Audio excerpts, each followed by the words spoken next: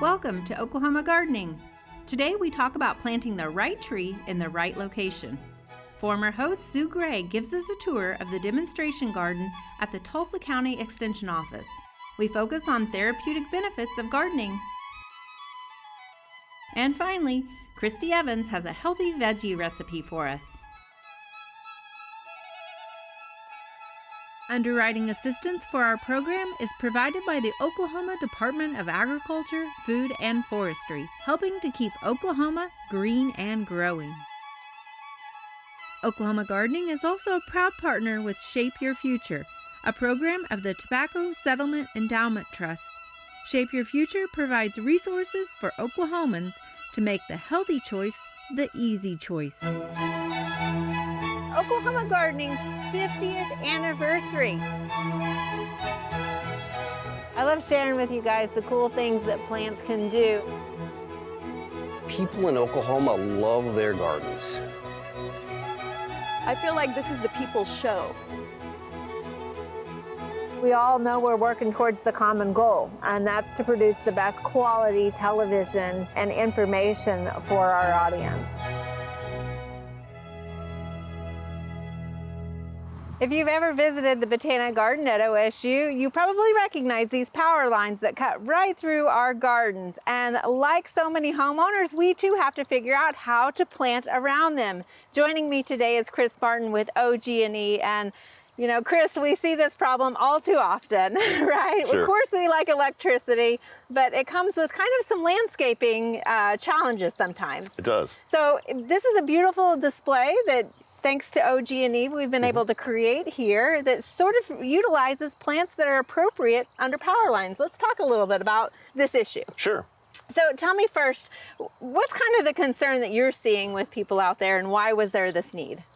Yeah, so it's really about right tree, right place, right? And it's not unique to utilities necessarily. I mean, when you're planting trees, you want to make sure you set it up to be successful, right? And so right tree, right place is really about tree planting. But in this regard to utilities, it is important. And so we receive a lot of feedback from customers, and whether that's a survey that our company puts out, or at events, community engagement events, and our daily maintenance. When we go out and engage with our customers, we get a lot of questions about, why are you doing this, or what are you doing? What do you need to do? And the majority of those conversations end up coming back to right tree, right place, right? And so it's really important. We promote it, and we have on OG&E's website, we have under Vegetation Management, we have a lot of information about that, and brochures that talk about trees that we recommend and all. But it is really important because, we want to minimize outages. And when the trees are 50 feet tall and 50 feet wide and directly under the line, that causes conflicts and causes issues, right? So right tree, right place is important, and understanding that you can still landscape your property, and you can still add beauty to your property, but you got to think about it a little bit, and you got to plan for it a little bit. Yeah, it can be challenging. We want our screening, we want our privacy, but we want power when there's ice storms and things like that too. So you won't have to do a lot of pruning if we keep the plants down low, correct? Correct, and that's a great a point, right? Is that as we go through and we perform our maintenance work, the goal is to provide safe, reliable electricity at the lowest price possible, right? And maintenance work is included in that, and we want to be able to go through and minimize the impact to the customer. So we don't want you to have momentary outages or sustained outages, right? And so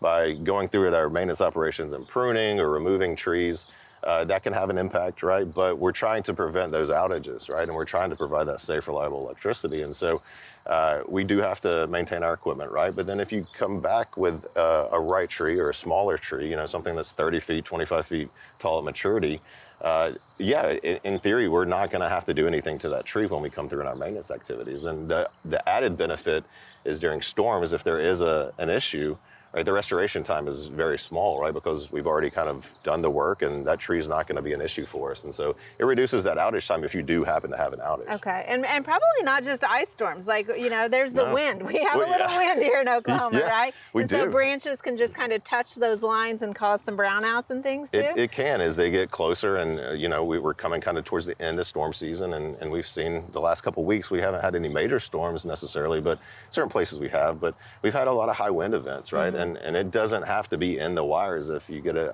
high enough wind speed, it can move around and it can contact those conductors or those wires, right? And it can cause issues. We don't recommend planting anything directly under the line. Okay.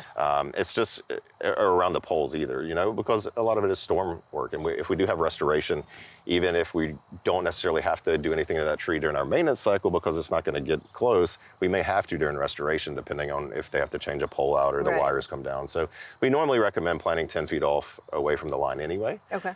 So Chinese pistache can be planted and a little bit further away. But yeah, 25, 30 feet max is kind of what we're looking for. And that's what we did here. Yeah, let's go ahead and talk about some Sure. of these plants. And so I've noticed pretty much directly underneath the power lines, you've created this wildflower strip here. Yep. Let's talk a little bit about that first. Sure, yeah. Well, so outside of Right Tree, Right Place, we do a lot of environmental initiatives too, and pollinator habitat is one of those. We have a lot of transmission lines, and this is a transmission line overbuilt on a distribution line. And so distribution lines are kind of what you see in the city. Transmission lines go from the substation, like over there, throughout the countryside and to the city, right? And so a lot of transmission lines, we're starting to do this. And then some of our facilities where instead of mowing, we're able to do something like this and minimize that mowing and minimize that impact. And then it provides, you know, ecological benefits as well. And then it's really nice, right? It's beautiful, yeah. So let's talk about the trees then you've got off on the shoulders here. Sure. What are some of the trees that you really prefer to see? Yeah, so, you know, the redbud is a state tree, right? And but it's not the only tree that you can plant, right? A lot of people think utility-friendly trees and small trees and that redbud, but there's a lot of options out there, right?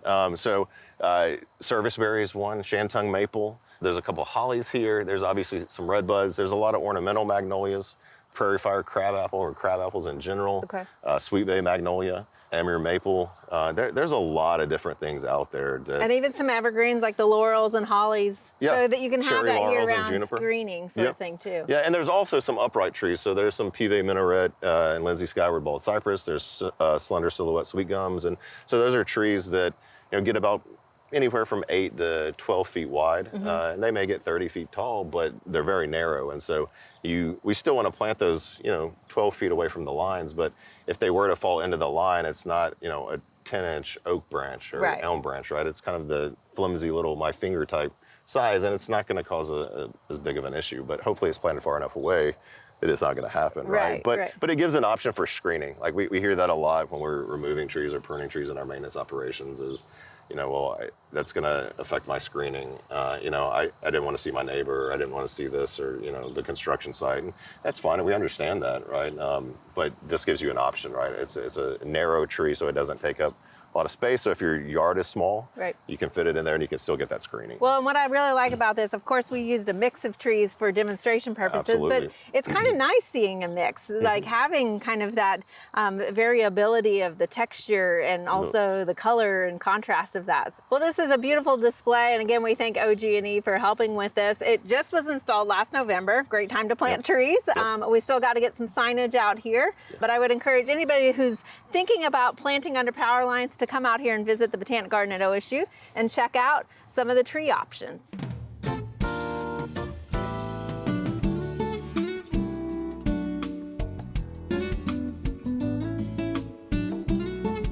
I really wanted to show you the surprise that's behind our building. Now, fronting on 15th Street, we have a front landscape, but back here is our annual and perennial garden that Barry Fugit and the master gardeners planted a few years ago. And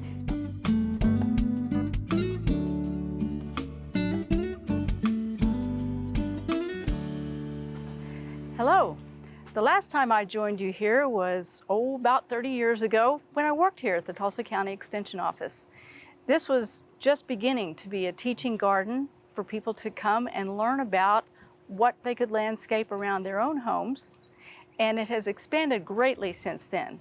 What began in 1983 as a few plants around the building. In '85, started as a small master gardener garden with a few vegetables and a compost bin. Now it has expanded into multiple gardens all around the building. And from '85 to 2025, it's now been a 40-year effort on the part of the Tulsa County Master Gardeners. They have garden beds facing every direction of the compass, so you can come here and learn what will grow best in your own garden at home. Behind me on the corner where there's a lot of sun is a xeriscape garden that shows you what will grow in an extremely hot, sunny environment in a parking lot, what will survive. And there are plants there that have been there probably 20, 25 years. And then we have more verdant areas that are under more increased irrigation. We also have fruit trees, we have vegetables, there are perennials, annuals. There's a complete list that you can access as you walk around the gardens. There's what's called the Master Gardener Teaching Garden Plant List. And I added this up, and there are over 400 species of plants in this garden. So to me, this is in the middle of Tulsa. It's a little gem that you could visit any time of the week. It's open. Don't try to come here during the state fair. Parking would be tough. But otherwise, you can come here and learn. You can grab this list from one of several little boxes spaced around the building and follow it along and learn what the plants are. Most all of them are labeled, and you can figure out what will grow best in different aspects of your property. And this is all, what we have right here is all a south-facing garden, again, in a parking lot. And we have beautiful things such as the cannas. We have hyacinth bean, a little shaded area. A lot of people have a little pergola around their yards to cut the intensity of the sun. And that's just a little gem. And then there are a lot of water features as well. Probably 5 or 6 different water features. And it's cooling, it's relaxing, and it gives you ideas of small spaces that you can put in around your home and totally change the character. Or maybe mask noise if you live in a noisy area, an urban area, for example. And this area, for example, is beautiful with the purple heart, some ferns, hardy bananas, just an entire mix of plants. As we go on down, color is featured everywhere around the building. In fact, this has a list of all the annual plants that are put in, such as the begonias and so on. And this is just a little garden cart that they've put in and added some annual seasonal mix of plants. And then on back, there are vegetable plantings in raised beds to give you an idea of what you could do in a very, very small garden. Now, all of this is maintained by the Tulsa County Master Gardeners. There are over 400 of them now, and there are 75 who maintain this entire garden area. The garden is paid for by the Master Gardener annual plant sale. So if you buy plants at their spring plant sale, you're supporting this garden. So there are no taxpayer funds that go into it. And again, it's maintained all by volunteers, but it's all here for you. There are ramps here if accessibility is an issue. If you have a loved one who uses a walker or a wheelchair, they can walk around the entire building and not have to go up any steps. And at the front of the building, there are some stairs that go around some water gardens. So be careful around those. But this garden is for everyone, and it gives everybody some idea of what they could plant in their gardens as they go along. And you're going to notice gardens have different themes. On the west side of the building is a monarch way station. And there are butterflies all around there, and it shows all the plants that you can grow that will attract butterflies. There are container grown fruits. There are raised bed vegetable gardens. There's a woolly morning glory growing up the trellis in the front garden that has wonderful architecture to fill in a space with a very bold vertical statement. So feel free to visit this garden or any of the extension offices around the state, many who have demonstration gardens, and enjoy learning about plants that grow in your area.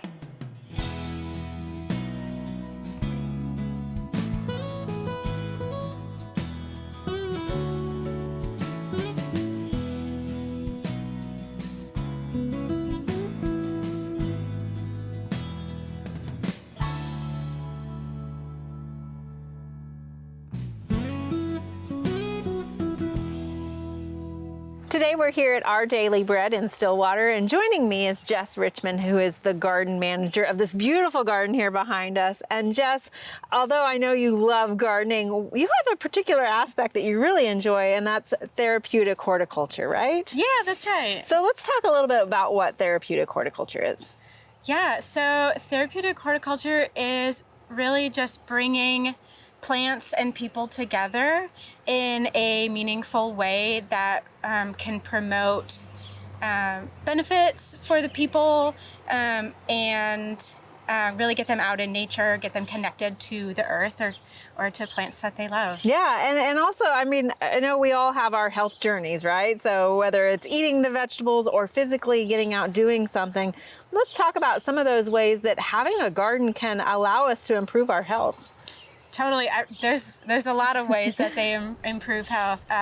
Physical benefits are huge with gardening, really getting down into the soil and just physically touching the plants, having to work with the tools, finger dexterity, working with seeds. There's a lot of ways that gardening promotes physical health, getting fresh air, having a reason to spend some time out in the sunshine, or getting vitamin D while you're out there. Yeah, right? yeah. There's a lot of good things. There's a lot of social benefits too, especially in a community garden where you might be working with other people.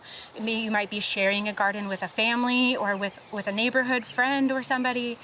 If somebody's working on just having conversations with people, you might be able to incorporate asking somebody for help opening a seed pack, making choices about what plant to put in a bed. So it really goes as far as you're willing to take it. Yeah, and that's what I love. It's not just like physical. I think a lot of times we focus on the physical, but there's that mental aspect, or kind of getting outside of your comfort zone a little bit in a very controlled, right, safe space to do that.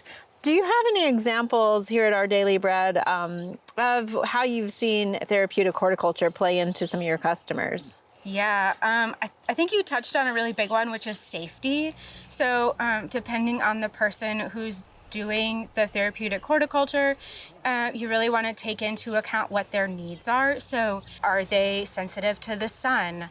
Are they sensitive to the heat? Do they need to be able to walk on more of a flat, smooth surface? Are they able to bend down? So knowing the particular person who's doing the gardening is really important, because they might need to garden at this standing level. They might need a chair to sit in while they garden.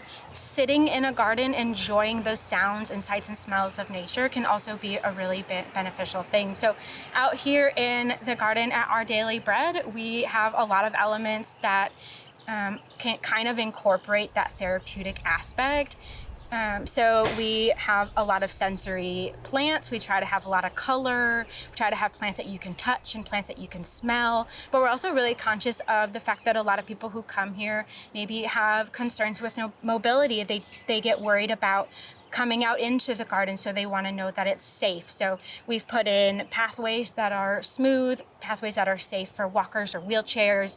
We've put in extra benches. We want to make sure there's shade out here so that they have a place when it does get really warm in the summer, where if they want to come out and harvest, they want to sit and enjoy the butterflies and the bees, that they can do that in a safe way. Well, one of the things I want to ask about is there's therapeutic horticulture and horticulture therapy. Can you help us define those two?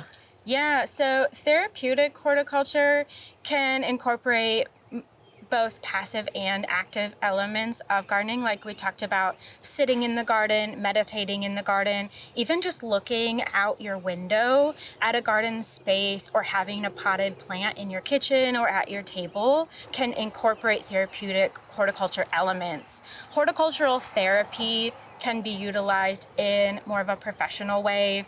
And incorporates less of the passive gardening and more of those active elements of physically picking a bouquet or sowing seeds or looking for pests in the garden, any of those active gardening.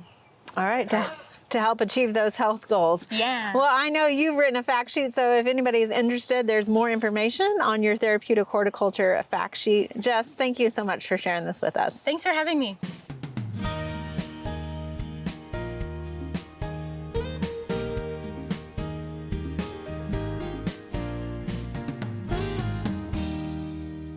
Joining us next here at Our Daily Bread is Kelsey Nation with Shape Your Future. And Kelsey, one of the reasons why I love what Shape Your Future is doing is because you guys are trying to empower people to garden just like I am. So let's talk about why that's so important to get people out in the garden. Well, it's really great for mental health. You get out here, you're doing work with your hands, and even if you're just a beginner, you don't have to be perfect at it. It still gets you out, it gets you exercising, and it gets you time in the sun or the shade if you're have the shady plants. Depending on the time of year, right? Exactly. But it gets you out and it gets you active. Absolutely. And it can really help you both mentally and physically in that process as well. So I know a lot of times people are intimidated who never garden. Not only are we trying to provide resources, but you guys also have a lot. Yeah, absolutely. We have a lot of resources on our website, shapeyourfutureok.com. And for beginner gardeners, for more intermediate gardeners, anyone that wants to just start gardening, we have information on there about what you can plant, even if it's just like a small patio garden. It doesn't have to be a lot of space. It can be something small that people can get started. So there's lots of tips and resources on that website. And I think that's something, a lot of times people will come into a garden like this and be like, there's no way. But this all just started with a couple of garden beds that people created out of the ground, So you got to start somewhere, right? And of course, Shape Your Future provides so many resources for every Oklahoman, but you guys also help support organizations across the state as well. Yeah, we do. So Shape Your Future is actually a program of TSET, the Tobacco Settlement Endowment Trust, and we offer funding for a lot of different organizations across the state, including the OSU Student Farm, who delivers fresh produce to places like Our Daily Bread, and you can find even more funding opportunities on our website as well. Excellent. Thank you so much for sharing this, Kelsey. Yeah, thank you.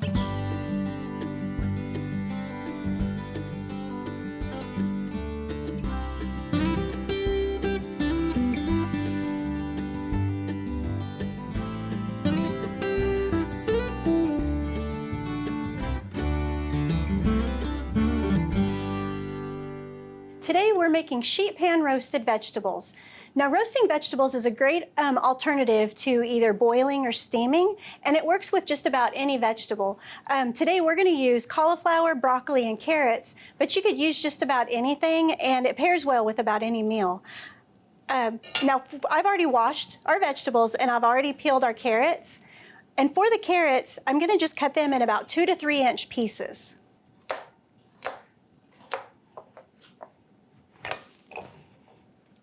Okay, and then with our broccoli, we're not going to use the stems, so I'll just kind of cut the florets of the broccoli into sections.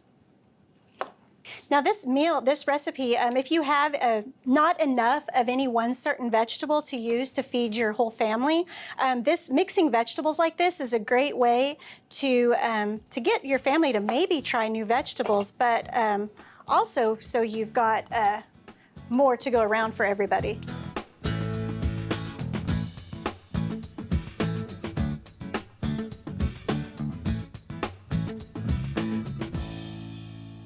Okay, now that we've added our vegetables to our bowl, we're gonna add about 1 to 2 tablespoons of olive oil.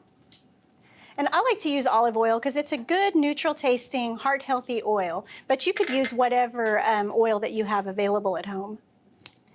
And then we'll add 1 teaspoon of salt and 1 teaspoon of garlic powder and a ½ teaspoon of black pepper.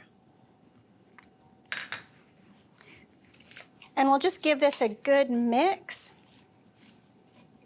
Making vegetables at home like this is a great way. If you have anybody in your family that's on a reduced salt diet, it's a great way to make sure that you're monitoring the salt intake. But now that we've got this mixed around in our bowl, we'll go ahead and spread the vegetables around on our sheet pan.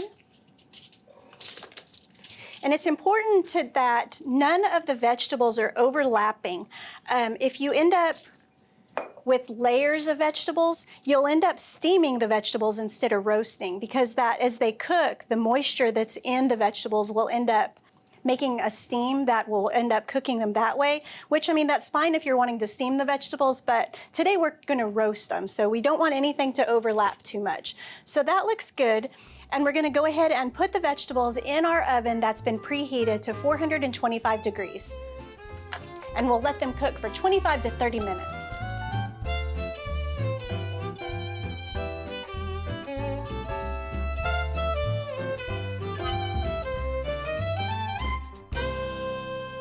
now that it's been about 25 minutes, we'll go ahead and check our vegetables. Yeah, these look nice and roasted. So yeah, you could really use any vegetables for this recipe. I really like using this mixture of the cauliflower, broccoli, and carrots because I think that ends up being a really pretty color. You got all three of these colors work really well together. And it's gonna be a great source of fiber.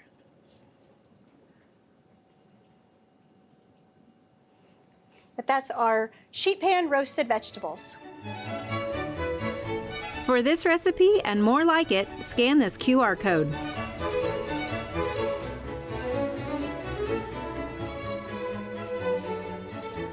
There are a lot of great horticulture activities this time of year. Be sure and consider some of these events in the weeks ahead.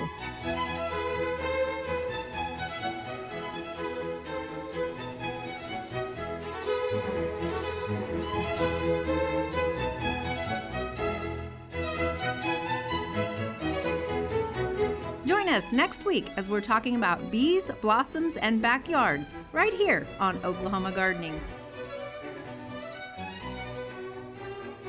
And our daily bread is been supported also by TSET, which is Shape Your Shoot.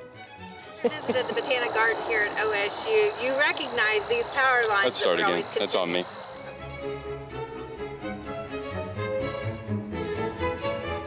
To find out more information about show topics as well as recipes, videos, articles, fact sheets, and other resources, including a directory of local extension offices, be sure to visit our website at oklahomagardening.okstate.edu.